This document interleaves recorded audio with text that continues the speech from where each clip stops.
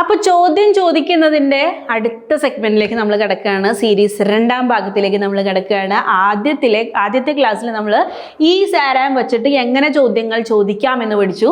അപ്പോൾ ഇന്നത്തെ ക്ലാസ്സിൽ നമ്മൾ പഠിക്കാൻ പോകുന്നത് ക്യാൻ എന്നുള്ള മോഡൽ വെച്ചിട്ട് എങ്ങനെ നമുക്ക് ചോദ്യങ്ങൾ ചോദിക്കാമെന്നാണ്. എന്താണ് ക്യാൻ വെച്ചിട്ട് എങ്ങനെ ചോദ്യം ചോദിക്കാമെന്നാണ് കേട്ടോ.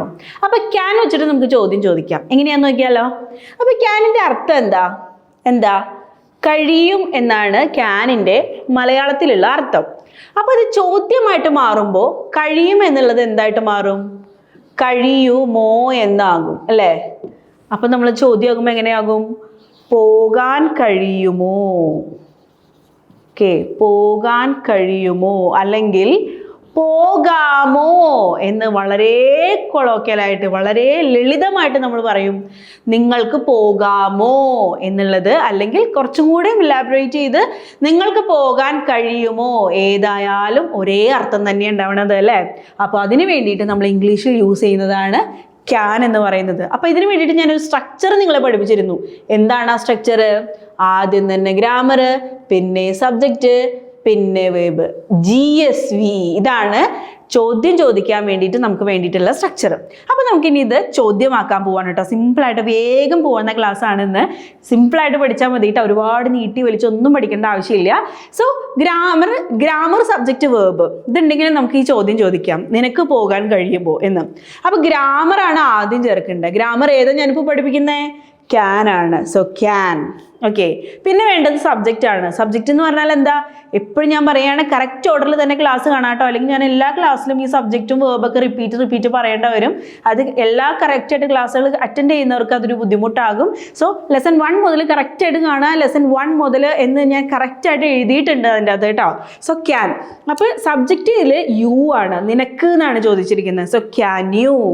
പോവുക എന്നതിൻ്റെ ഇംഗ്ലീഷ് ഗോ ആണ്. Can you go? നിനക്ക് പോകാൻ കഴിയുമോ? കണ്ട, grammar subject verb. Can you go? നിനക്ക് പോകാൻ കഴിയുമോ?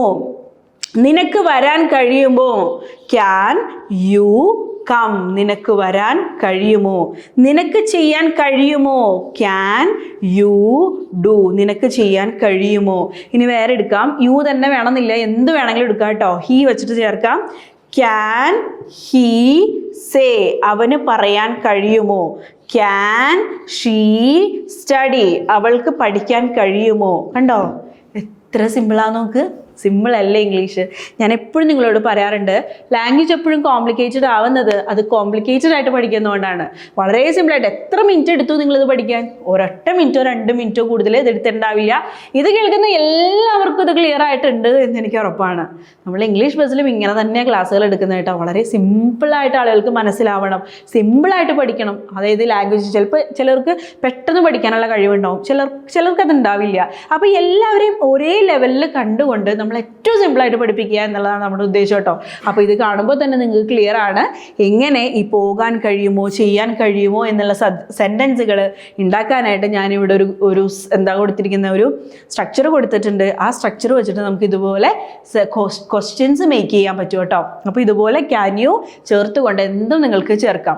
അപ്പോൾ ഞാൻ കുറച്ച് ചോദ്യങ്ങൾ തരാം, നിങ്ങൾ താഴെ കമൻറ്റ് ചെയ്യാം കേട്ടോ.